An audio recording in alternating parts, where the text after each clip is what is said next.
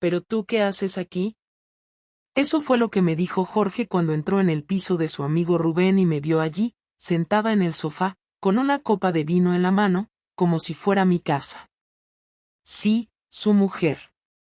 Yo. Un martes por la noche. En el piso de su mejor amigo. Esperándolo. No voy a mentir, no esperaba que llegara tan pronto. La idea era irme antes de que él volviera del gimnasio. Pero se me fue el tiempo. La conversación con Rubén se alargó, el vino estaba bueno y la tensión ya estaba servida desde hacía semanas. O meses. O años. Nunca me imaginé que mi historia empezaría con algo así. Ni siquiera sé cómo contar esto sin sonar como una idiota. Porque sí, sé que lo que hice no tiene justificación. Pero antes de que juzgues, déjame explicártelo. Llevaba casada con Jorge 9 años. Vivimos en Alicante, en un piso normal, con nuestras plantas en la terraza, nuestras rutinas bien medidas, y nuestros silencios cuidadosamente ignorados. Lo de siempre. Nos llevábamos bien. No nos gritábamos, no nos hacíamos daño. Pero tampoco nos mirábamos. Ni nos buscábamos. Rubén siempre fue el amigo simpático. El que estaba en todas las cenas, el que ayudaba con la mudanza, el que tenía la llave por si acaso.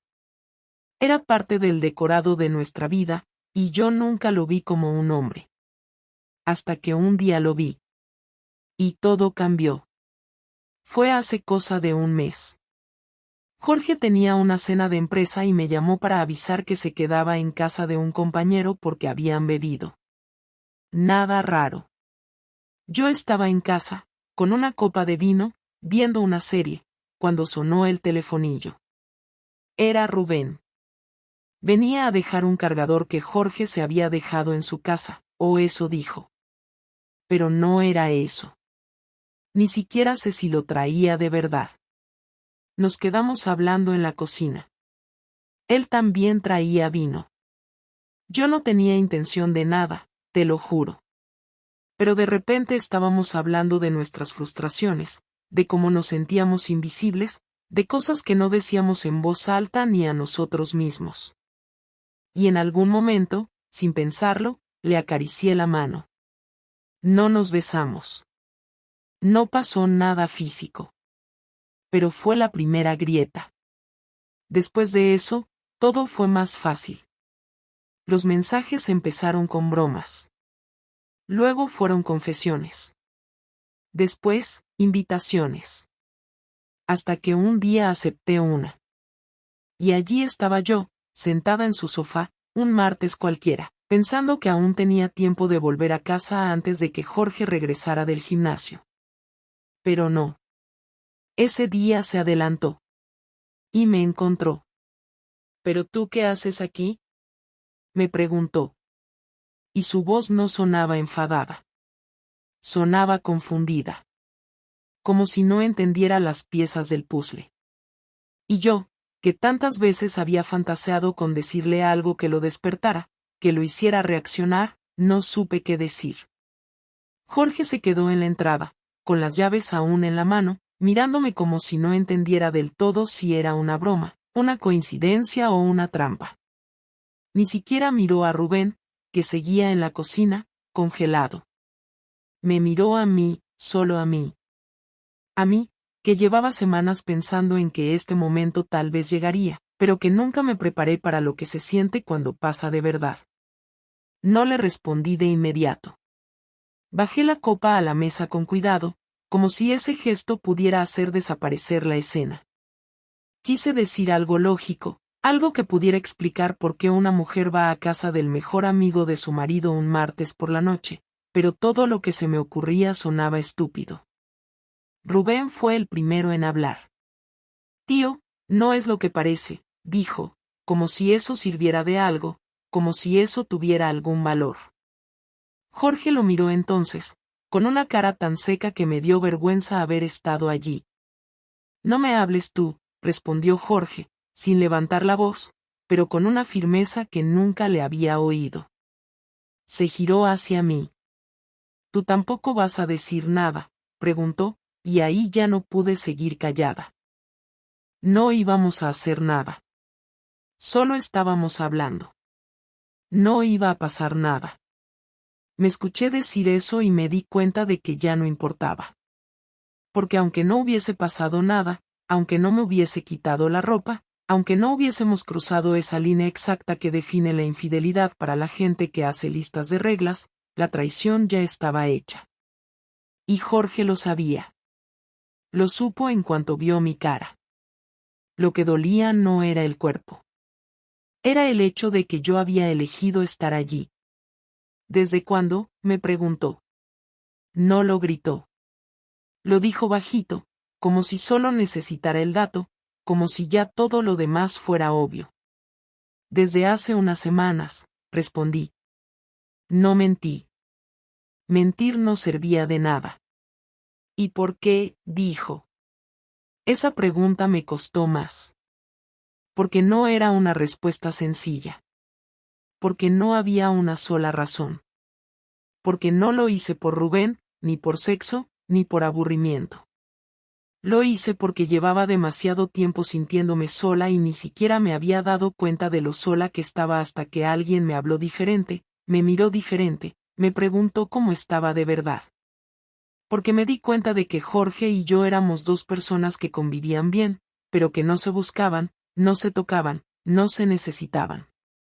Y a veces eso parece suficiente, hasta que alguien aparece y te recuerda que no lo es. Porque me sentía invisible, dije al final. Jorge asintió, como si esa respuesta no lo sorprendiera, como si ya lo supiera desde hacía tiempo. Se quedó ahí unos segundos, mirándome sin decir nada más. Luego se dio la vuelta y se fue. No corriendo. No enfadado. Solo se fue. Yo no lo seguí. Rubén intentó decir algo, pero le dije que se callara. Me levanté, cogí el bolso y salí sin mirar atrás. Esa noche dormí en casa. Jorge no volvió. Me desperté varias veces creyendo escuchar la puerta, pero no era él. A la mañana siguiente seguía sin aparecer. Su cepillo de dientes estaba en su sitio, su ropa también, pero su presencia no. No me dejó una nota, no me mandó un mensaje. Nada. Esa ausencia fue más dura que cualquier grito. No sabía si estaba en casa de su hermana, si se había ido a un hotel, si se había quedado en el trabajo. Llamé a su móvil 2 veces. No lo cogió. No volví a intentarlo. Pasaron 2 días sin noticias. El tercero, llegó a casa como si nada, a las 8:30 de la noche. Entró, dejó las llaves en su sitio, y fue a la cocina a coger agua. Yo estaba en el sofá, sin tele, sin música, sin nada. Me miró. No te voy a echar, dijo. No todavía. No sabía si agradecerle o sentirme humillada. Me limité a asentir. Durante los siguientes días convivimos como dos desconocidos que comparten piso. No hablamos más que lo justo. Los horarios se mantenían, pero el tono era otro. Todo lo que decíamos tenía el peso del elefante que nadie nombraba. Una noche, cuando ya llevaba una semana sin tocarme, sin preguntarme nada, sin reprocharme tampoco, me dijo que quería hacerme una pregunta. ¿Qué hubiera pasado si no llego?, dijo. Le respondí que no lo sabía. Y era verdad. No lo sabía. A lo mejor nada. A lo mejor todo. Tal vez ese fue el problema, que en el fondo sí sabía que había ido para que pasara algo, aunque me contara otra cosa. Jorge me miró largo rato. Lo hiciste por ti, no por él, dijo. Y en ese momento entendí que él había entendido más de lo que yo misma entendía. Porque Rubén era solo el canal. No era él. Era lo que representaba. Una puerta abierta. Una alternativa.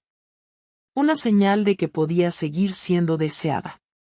Pero en realidad, lo que buscaba no era otro hombre. Era sentir que alguien me miraba sin cansancio. Esa noche no dormimos en la misma cama. Ni esa ni las siguientes. Me convertí en una invitada. Y él, en un juez silencioso. Pero no me echaba. No aún. Y eso me confundía más que si lo hubiera hecho. Me preguntaba si era castigo, si era estrategia, si estaba preparando algo. Lo que no sabía era que Jorge sí estaba haciendo algo. Algo muy concreto. Solo que yo aún no lo sabía. La mañana en que todo estalló empezó como cualquier otra, lo cual me sorprendió porque yo esperaba que Jorge actuara de algún modo distinto después de tantos días de silencio calculado. Se levantó a la misma hora de siempre, preparó el café con la misma rutina de siempre y salió hacia el trabajo sin mirarme más de un par de segundos. Pero esa mirada me dejó inquieta porque no era la de alguien que sigue enfadado, sino la de alguien que ya decidió algo y está esperando el momento adecuado para ejecutarlo. Pasé el día en la oficina con una presión constante en el pecho y con la sensación de que él sabía algo más de lo que yo creía. No era un presentimiento poético ni nada parecido, era una conclusión sencilla. Su actitud había cambiado ligeramente y ese tipo de cambios, cuando se trata de Jorge, no ocurren sin un motivo muy concreto. Volví a casa con la esperanza de que se sentara a hablar de forma directa, aunque también temía que siguiera esa estrategia suya de ignorar hasta que la otra persona se derrumbe sola. Cuando abrí la puerta, lo vi sentado en el salón con una carpeta en la mesa. No era su estilo preparar cosas así, lo cual solo aumentó mi nerviosismo. Siéntate, dijo sin levantar la voz. Me senté frente a él, intentando mantener la calma. Sé que la gente en las películas se pone a temblar o empieza a llorar en cuanto ve una carpeta en circunstancias como esta, pero yo estaba más preocupada por el hecho de que él no mostraba ningún signo de irritación, ni siquiera un gesto cansado. Era como si estuviera en una reunión de trabajo. Él abrió la carpeta despacio y sacó unos papeles. No sabía qué esperar, pero cuando vi la hoja superior me quedé sin aire porque no era un documento legal ni nada así, era una impresión de una factura de consumiciones de un bar al que yo había ido con Rubén. Era de hacía 2 semanas, una noche en la que Jorge creía que yo estaba en casa. ¿Quieres que te explique algo de esto?, dijo Jorge. Me quedé en blanco unos segundos. Fui a tomar algo con él, nada más, respondí, aunque sabía que esa frase no bastaba. Jorge sacó otra hoja. Era un extracto del móvil, no un mensaje, sino un registro de ubicación vinculado a la tarjeta SIM. Yo nunca supe que él tenía acceso a algo así, pero ahora entendía que su silencio no había sido indiferencia, sino preparación. No me gusta que me tomen por idiota, dijo, esta vez con un tono más duro. Y no voy a aceptar que me digas que fue una cosa aislada cuando tengo aquí varias noches en las que no estabas donde decías que estabas. Le pedí que me escuchara porque la situación empezaba a salirse de las manos. No fui a acostarme con él, dije. Él soltó una risa breve, no irónica, sino cansada. No necesito saber si te acostaste con él. Lo que necesito saber es por qué mentiste. ¿Por qué fuiste allí? ¿Por qué seguiste volviendo? ¿Por qué te importó más estar con él que estar conmigo? Su voz era firme pero no agresiva. Esa frialdad fue peor que un grito porque sentí que ya no estaba enfadado, sino decepcionado en un nivel que no sabía si podría revertirse. Intenté explicarle que no sabía que había llegado tan lejos emocionalmente hasta que levanté la vista un día y me di cuenta de que estaba en el sofá de Rubén.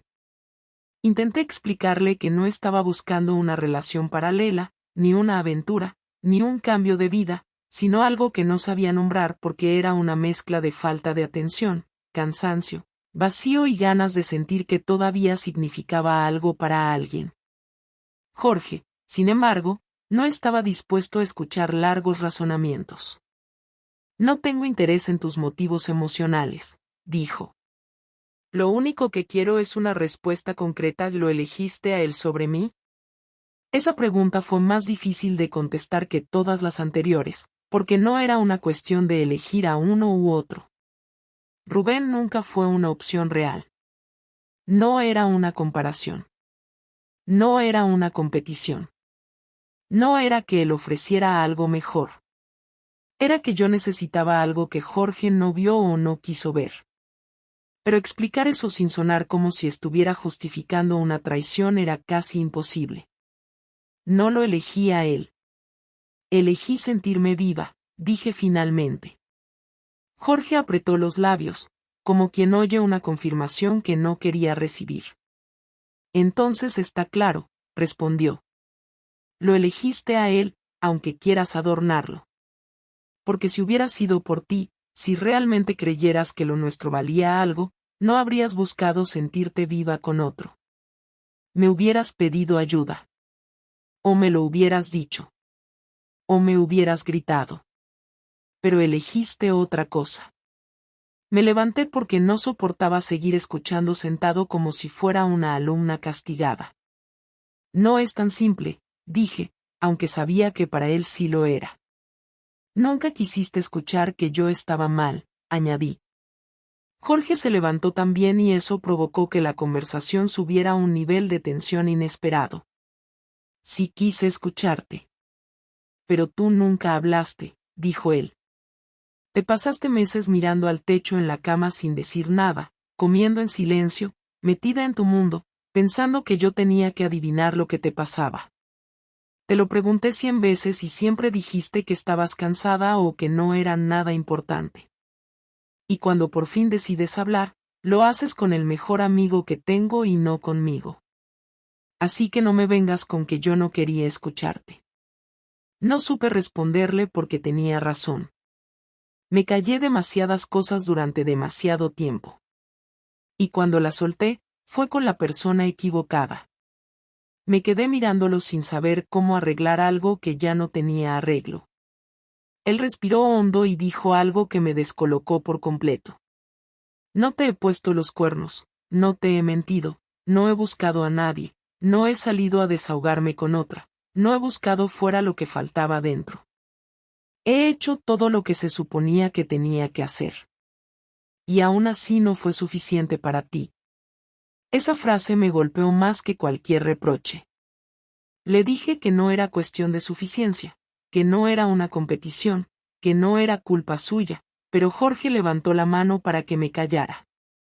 No necesito más explicaciones. Ya lo entendí todo. Solo quiero que me digas la verdad completa. Sentí que no podía seguir esquivando nada. Así que se la dije. Que si había habido tensión, que si había habido momentos en los que estuve a punto de cruzar la línea, que si había sido consciente de que lo estaba traicionando incluso antes de que pasara algo real. Él se quedó quieto, mirándome como si escuchara una lista de cosas que ya sabía pero necesitaba oírlas de mi boca para terminar de aceptar que el matrimonio había cambiado de forma irreversible. Después de un largo silencio, dijo algo que no esperaba. Ahora sí podemos hablar de separación. No me gritó, no me insultó, no me acusó. Solo dijo esa frase con la misma calma con la que alguien anuncia que va a cancelar una suscripción. Y entendí que esa calma era precisamente lo que lo hacía más serio. ¿De verdad quieres separarte?, pregunté con un hilo de voz. Quiero dignidad, respondió. Y quiero recuperar un poco de respeto hacia mí mismo. Y quiero que dejes de mirarme como si esperara que un día lo superara todo sin consecuencias. No pude decir nada más. Lo vi marcharse hacia la habitación, cerrar la puerta sin dar un portazo, y me quedé sola en el salón, con la carpeta llena de pruebas de mis mentiras y con la certeza de que lo peor aún no había llegado, porque Jorge no estaba actuando en caliente, estaba organizando meticulosamente lo que vendría después. La venganza de Jorge no llegó con gritos, ni con insultos, ni con un portazo que anunciara que había perdido el control. Llegó de una manera mucho más calculada, fría y organizada, de un modo tan lógico que me hizo pensar que quizá llevaba semanas preparándola, incluso antes de que yo misma aceptara que lo nuestro se estaba rompiendo. Cuando desperté la mañana siguiente a la conversación en la que él dijo que quería dignidad, lo vi sentado en la mesa del salón, con el portátil abierto, una libreta a su lado y varios documentos extendidos. No me habló. No levantó la vista. No me dijo buenos días. Simplemente siguió escribiendo en la libreta, revisando el ordenador, tachando cosas, haciendo anotaciones. Parecía un ingeniero trabajando en un informe importante, uno de esos que llevaba meses preparando. No tardé en comprender que ese informe era yo. Pasé la mañana intentando no mirarlo demasiado, pero cada movimiento suyo me generaba una ansiedad imposible de ignorar. Se levantaba, revisaba un cajón, volvía a sentarse, hacía una llamada corta y seca, luego otra, y otra más. No decía los nombres de las personas con las que hablaba, pero escuché expresiones como lo antes posible, necesito el informe, sí, ya lo sé, hacedlo igualmente, puedo enviar los datos por correo. Era evidente que estaba gestionando algo que me involucraba y que no quería que yo supiera qué era hasta que él lo decidiera. A mediodía, anunció sin mirarme, hoy duermo fuera. No pregunté dónde. Estaba demasiado nerviosa para enfrentarme a más detalles. Me dijo que necesitaba espacio y que prefería no verme durante unos días. Le ofrecí irme yo a casa de una amiga, pero negó con la cabeza. No hace falta, no vas a moverte de aquí, dijo con un tono tan seco que me dejó helada. Quiero que estés aquí cuando vuelva. Su frase me dio un presentimiento extraño, como si estuviera preparando una escena a la que yo tendría que asistir. Esa tarde empezó la parte más dura. Recibí un correo de mi jefa pidiéndome que pasara por su despacho al día siguiente. Era raro porque no teníamos nada pendiente y yo no había cometido ningún error reciente. Cuando pregunté si pasaba algo, me respondió que prefería hablar conmigo en persona. Me pasé el resto del día imaginando desde despidos hasta sanciones. Aún así, no relacioné nada de eso con Jorge. O no quise relacionarlo. Cuando él volvió esa noche, solo entró para coger una mochila y unos documentos. No se detuvo ni un segundo más de lo imprescindible. Antes de irse dijo, mañana empieza todo. No explicó que empezaba. No me dio tiempo a preguntar. Se fue, dejando la puerta cerrada con la misma calma que había tenido todo ese día. No sabía si aquello era una amenaza, un anuncio o un simple aviso, pero lo que fuera me tuvo despierta toda la noche. A la mañana siguiente fui a trabajar intentando actuar con normalidad, aunque mis manos temblaban. Entré en el despacho de mi jefa y ella estaba acompañada por el responsable de recursos humanos. Me dijeron que había llegado una comunicación formal solicitando una revisión completa de mis horarios, mis permisos, mis entradas y salidas durante los últimos meses. No entendía nada. Me enseñaron un documento con varios días subrayados, días en los que yo había dicho que trabajaba hasta tarde o que me había quedado revisando expedientes. En todos esos días, según el informe adjunto, yo había salido antes. No exageradamente, pero antes. Lo suficiente para crear dudas. Había un registro de cámara, otro de fichajes, y uno del uso de mi ordenador de trabajo. Eran datos correctos, pero presentados como si yo hubiera estado ocultando algo a la empresa.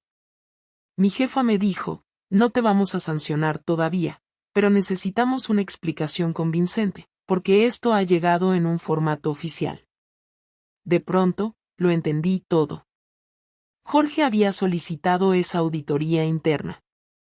No sabía cómo había conseguido que se la hicieran, quizá usando algún contacto, quizá presentándolo como una queja formal. No importaba. Lo importante era que había puesto en duda mi profesionalidad ante mi propia empresa. No era ilegal, pero era devastador. Pasé toda la mañana intentando justificar los días, revisando mi agenda, buscando correos que demostraran que si había trabajado horas extras, Pero no tenía suficientes pruebas porque muchas veces me llevaba trabajo a casa sin registrarlo. Lo peor fue la mirada de mi jefa, una mezcla de decepción y desconfianza. Un daño directo a mi reputación laboral, uno que tardaría meses en reparar. Al salir del despacho me encontré con un mensaje de Jorge: esta tarde a las 6. No llegues tarde. Me resistí a responder porque ya sabía que cualquier frase quedaría reducida a otra discusión inútil. Simplemente llegué puntual a casa. Él estaba sentado en el sofá, con un sobre en la mano. Me lo dio sin ceremonias. Dentro había copias de mis movimientos bancarios de los últimos 3 meses, los suyos, los gastos compartidos y un análisis comparativo hecho por él, señalando cada vez que yo había pagado algo en efectivo los días en que veía a Rubén. Había anotaciones suyas como: aquí fue cuando me dijiste que estabas en casa, aquí dijiste que estabas con una compañera, este día llegaste tarde sin motivo. No eran insultos ni acusaciones groseras, eran datos fríos. Fríos y exactos. Era como si hubiera diseccionado mi vida con el objetivo de dejarme sin capacidad de defensa. Esto es lo mínimo que merezco después de lo que hiciste, dijo. Quiero claridad total. No pude evitar enfadarme. Has pedido informes en mi trabajo, has revisado mis cuentas, has usado información que ni sé cómo conseguiste, has retorcido todo para hacerme quedar mal, dije intentando no gritar. Él no reaccionó. Sí. Y no he terminado, respondió. Esa respuesta fue más dura que cualquier reproche. Le pregunté qué pretendía conseguir con todo esto. Dijo que no era una venganza impulsiva sino una consecuencia. Tú destrozaste la confianza. Yo estoy desmontando el escenario en el que pudiste mentirme con tanta facilidad. Le dije que estaba cruzando una línea peligrosa. Él respondió que yo había cruzado la primera. Le pregunté si quería arruinarme la vida. Él dijo que no, que lo que quería era asegurarse de que nunca más pudiera ponerme en posición de mentir sin consecuencias. No supe qué contestar. Luego llegó la parte más dolorosa. Me dijo que había hablado con Rubén. No para pegarle ni para insultarlo ni para amenazarlo. Le había enviado un correo con copia de todas las pruebas que había reunido, acompañadas de una carta en la que le decía que no quería volver a verlo cerca de su vida, y que esperaba que no intentara ponerse en contacto conmigo porque no quería que yo siguiera alimentando un vínculo que no debía haber existido.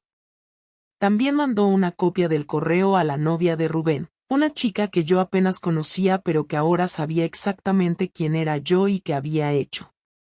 Sentí una mezcla de vergüenza, rabia y miedo. Jorge se levantó y dijo: esto no ha terminado. Cuando lo haga, hablaremos del futuro. Le pregunté qué significaba eso. Me miró fijamente. Significa que todavía no he decidido si quiero seguir casado contigo, pero antes de decidir necesito que entiendas el daño que has hecho. Cuando se fue a la habitación, quedé sola con todos los documentos esparcidos por la mesa, con la sensación de que estaba recibiendo una demolición lenta, precisa y completamente controlada. Su venganza no era violenta ni escandalosa. Era metódica. Y cada golpe estaba dirigido a una parte distinta de mi vida. Mi trabajo, mi imagen, mis mentiras, mi entorno, mi estabilidad. No para destruirme físicamente, sino para obligarme a enfrentarme a la realidad de mis actos sin posibilidad de esconderme detrás de excusas emocionales. Y aunque nunca pensé que lo diría, lo peor era saber que aún no había terminado. Pasaron 3 días sin que Jorge dijera una sola palabra más sobre el tema. Dormía en la habitación de invitados, comía a diferentes horas y, cuando estábamos en el mismo espacio, actuaba como si yo no existiera. Su estrategia seguía siendo la misma: frialdad absoluta, distancia quirúrgica, y ni un solo gesto que pudiera interpretarse como acercamiento. Yo había pasado de ser su esposa a ser una figura neutral que aún vivía en la misma casa por cuestiones prácticas. No sabía si me estaba castigando, si esperaba que yo tomara alguna decisión o si simplemente quería que me desgastara sola, pero esa forma de mantener todo bajo control me estaba destruyendo mucho más que si hubiera explotado. La noche del cuarto día, mientras cenaba sola en el salón, lo vi pasar por detrás sin mirarme y sentarse en la cocina a leer unos papeles. Durante unos minutos dudé, no sabía si hablar con él o seguir actuando como si nada, pero la tensión acumulada me superó y me levanté sin pensarlo. Me apoyé en la barra que separaba la cocina del salón y le pregunté si podíamos hablar. Jorge no respondió al instante. Dejó el papel sobre la mesa y me miró con una expresión que no supe interpretar. ¿Qué quieres decirme que no me hayas dicho ya?, preguntó con tono neutro. Le dije que necesitaba hablar, no solo por mí, sino por los dos. Tú ya hablaste bastante, respondió. Solo que lo hiciste con otra persona y a mis espaldas. Le pedí que por favor no empezáramos así porque si íbamos a tener una conversación de verdad, necesitábamos al menos intentar mantener un tono razonable. Jorge suspiró y se giró por completo, apoyando los codos en la mesa. Adelante. Te escucho. Pero no intentes convencerme de nada. No estoy buscando que me vendas ninguna versión amable de lo que pasó. Quiero que hables con claridad, como si esto fuera lo último que vamos a decirnos. Le dije que estaba bien, que así lo haría. Y por primera vez en semanas, hablé sin filtros. Le dije que sabía que lo había traicionado mucho antes de besar a nadie, que había roto la confianza desde el momento en que empecé a mentir sobre cosas pequeñas, que había elegido no hablar con él, no pedirle nada, no reclamarle nada, porque en el fondo había una parte de mí que prefería escapar a enfrentarme a nuestra realidad. Le confesé que llevaba meses sintiéndome desconectada de él, pero que nunca tuve el valor de decirlo porque me daba miedo enfrentarme a lo que eso significaba. Le conté que cuando empecé a pasar tiempo con Rubén no lo hice con la intención de tener una aventura, pero que en cuanto sentí que alguien me escuchaba, me agarré a eso como si fuera lo único que me quedaba. Jorge escuchó todo sin interrumpirme. No hizo gestos, no comentó nada, no intentó responder. Solo esperó a que terminara. Cuando lo hice, guardó silencio durante varios segundos. Luego habló. ¿Y por qué crees que todo eso justifica lo que hiciste?, preguntó. Le respondí que no lo justificaba, que solo intentaba explicar cómo llegué a ese punto. No me interesa entender cómo te sentías si eso te sirvió de excusa para destruir lo que teníamos sin siquiera darme la opción de arreglarlo contigo, dijo. Tú decidiste por los dos. Tomaste la decisión de salirte del matrimonio sin siquiera decirme que lo estabas haciendo. Le dije que tenía razón, que no se lo había contado y que me arrepentía de no haberlo hecho, pero que en aquel momento no sabía cómo hacerlo. Te sentías sola, y en vez de buscarme a mí, fuiste con mi mejor amigo, repitió él, como si necesitara oírlo de nuevo para convencerse. Tú sabes lo que es tener que leer mensajes tuyos con él, saber que compartías cosas con él que no compartías conmigo, saber que mientras yo pensaba que solo estábamos en una mala racha, ¿tú ya estabas emocionalmente en otro lugar con otra persona? Le dije que no había manera de deshacer el daño que le había causado, pero que si de verdad me estaba dando la oportunidad de hablar, quería que supiera que no había un solo día desde que todo estalló en el que no me sintiera miserable por haberlo hecho así. Jorge asintió lentamente. Yo no quiero venganza, dijo. Aunque ya la haya ejecutado, lo hice para que entendieras que las decisiones tienen consecuencias. No lo hice para hundirte.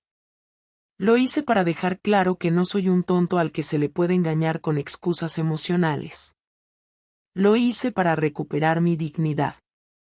Le pregunté si todavía me quería. No respondió de inmediato.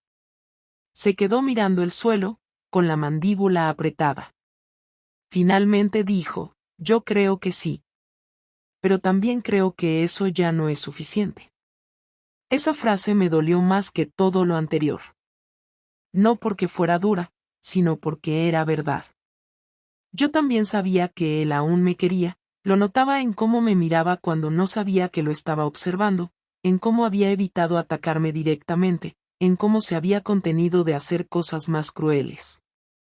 Pero también entendía que lo que rompí no se arregla con palabras bonitas ni con promesas de cambiar. Entonces, ¿qué hacemos?, pregunté. Jorge respiró hondo. Ahora vamos a hablar de lo que viene, dijo. Yo no quiero seguir viviendo así. No quiero dormir en una cama separada. No quiero esta convivencia asfixiante en la que nadie sabe qué lugar ocupa. Pero tampoco quiero tomar una decisión a la ligera. Así que esto es lo que vamos a hacer. Vamos a separarnos durante un mes. Yo me iré a casa de mi hermana. Tú te quedas aquí. Cada uno hace su vida, sin reproches, sin juegos, sin terceros. Y dentro de un mes, hablamos. Y decidimos si esto tiene futuro o no. No supe qué decir. Era más de lo que merecía, y aún así me sentí rechazada. Pero también entendía que no había otra forma de seguir sin destruirnos aún más. Asentí. Está bien, dije. Lo acepto. Jorge se levantó, fue a la habitación de invitados y empezó a preparar una maleta. Yo me quedé sentada en la cocina sin moverme, escuchando el sonido de la cremallera, de los cajones, de sus pasos. Cuando terminó, pasó junto a mí sin decir nada. En la puerta se detuvo. Me miró por última vez y dijo, esto no es un castigo. Es la única forma que tengo de saber si todavía puedo confiar en ti sin destruirme en el intento. Cerró la puerta detrás de él y me dejó sola en esa casa que de pronto se sintió más ajena que nunca. La primera semana después de que Jorge se fue extraña en todos los sentidos. No hubo drama ni caos, pero el silencio se sentía diferente. No era el mismo de antes, cuando compartíamos espacio y evitábamos mirarnos, sino uno más vacío, como si el piso ya no fuera mío ni suyo, solo un lugar que había dejado de tener sentido para ambos. Me levantaba temprano como siempre, preparaba café solo para mí, miraba el reloj y pensaba qué estaría haciendo él en ese mismo momento. La casa no había cambiado físicamente, pero yo sí. Había dejado de maquillar las cosas, de justificarme mentalmente, de dar rodeos a la verdad. Ya no tenía con quién fingir. Tampoco tenía con quién discutir. Solo estaba yo con la realidad de lo que había hecho. Durante esos primeros días no nos escribimos ni una sola vez. Respetamos lo que él había propuesto, espacio absoluto, un mes sin contacto, sin interrupciones, sin excusas. En el fondo, yo sabía que ese tiempo era más para él que para mí, porque Jorge necesitaba recuperar el control de su vida, de sus decisiones, de su autoestima, de su forma de mirar el mundo sin tener que cargar con una mujer que había jugado sucio. Y yo lo entendía. No porque fuera una persona comprensiva o porque quisiera redimirme, sino porque tenía claro que lo que hice no se resolvía con lágrimas ni con disculpas. La única forma de que él pudiera sentarse a hablar conmigo de nuevo era si durante ese tiempo sentía que estaba eligiéndome libremente, sin presión, sin chantajes emocionales, sin culpa. A mitad de la segunda semana empecé a hacer algo que no había hecho en mucho tiempo: escribir. No un diario, no cartas para él, no pensamientos profundos. Solo escribía cosas sueltas, recuerdos, momentos específicos de los últimos años, ideas sobre lo que funcionó y lo que se rompió. Me sirvió para darme cuenta de que el problema entre nosotros no había empezado cuando conocí a Rubén, ni cuando empecé a mentir, ni cuando Jorge descubrió todo. El problema venía de mucho antes, de pequeñas decisiones que fuimos tomando sin darnos cuenta, de silencios mal gestionados, de roces que ignoramos, de rutinas que se volvieron paredes. Eso no justificaba nada, pero al menos me permitía entender que nuestra historia no se rompió en un solo día. La tercera semana fue la más difícil. Empecé a tener sueños en los que Jorge volvía, se sentaba frente a mí, me miraba sin odio, pero también sin amor. Me despertaba con esa imagen en la cabeza y sentía una ansiedad tan grande que a veces tenía que salir a caminar sin rumbo solo para calmarme. No sabía qué decisión iba a tomar él. No sabía si el tiempo lo estaba alejando más o si le estaba sirviendo para pensar en algo distinto. Yo no quería rogarle ni hacerme la víctima, pero no podía evitar imaginar todos los escenarios posibles. Había momentos en los que pensaba que sería mejor que no volviera, que lo justo sería dejarlo libre para que encontrara a alguien que no lo hiciera pasar por todo esto. Pero también había momentos en los que lo necesitaba con una intensidad desesperante. Una noche, justo al empezar la 4ª semana, recibí un mensaje suyo. Solo decía: podemos vernos el sábado a las 11, en el café donde fuimos la primera vez. Me quedé mirando la pantalla varios minutos. No le respondí enseguida porque no sabía qué decir. No era un mensaje hostil, pero tampoco sonaba emocional. Era casi administrativo, como si hubiera elegido cada palabra con precisión para no darme pistas. Solo le contesté que sí. Llegué al café 10 minutos antes. Me senté en una mesa junto a la ventana y pedí un café con leche, el mismo de siempre. Él llegó puntual. Vestía como siempre, sin aparentar que estaba atravesando una crisis. Se sentó frente a mí y pidió un cortado. Durante un rato no hablamos. Solo bebimos. Luego él dejó la taza a un lado y me dijo: pensé muchas cosas durante este mes. Muchísimas. A veces me despertaba con ganas de llamarte y otras con ganas de bloquearte para siempre. Pasé por todos los estados posibles. Al principio quería seguir contigo solo para demostrar que podía perdonarte, pero luego me di cuenta de que eso sería egoísta y cobarde. Tú no necesitas a alguien que te aguante por orgullo, y yo no quiero estar con alguien por obligación moral. Así que empecé a preguntarme qué quiero de verdad. Le dije que yo también había pensado mucho, que entendía que no tenía derecho a pedirle nada, pero que quería escuchar lo que había decidido. No voy a decirte que lo superé, dijo. Tampoco voy a decirte que confío en ti otra vez. Pero quiero intentarlo.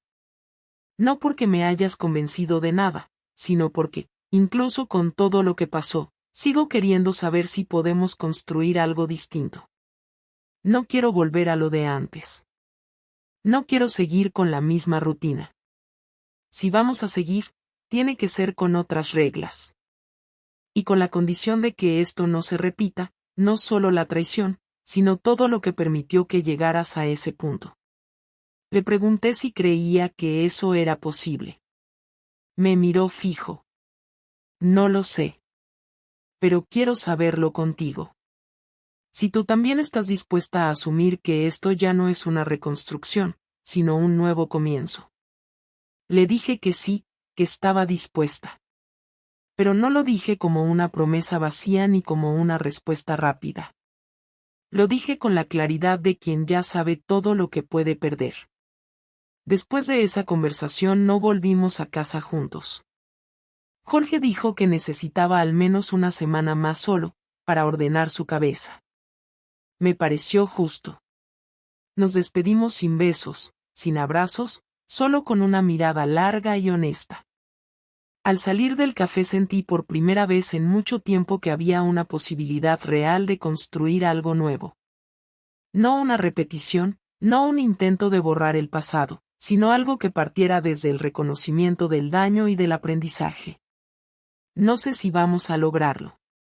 No sé si dentro de 6 meses estaremos juntos o no. Pero sé que esta vez, si se rompe, no será porque uno de los dos se guardó lo que sentía, o porque dejamos de hablar, o porque buscamos consuelo en otra parte. Será porque lo intentamos con todo lo que teníamos y no fue suficiente.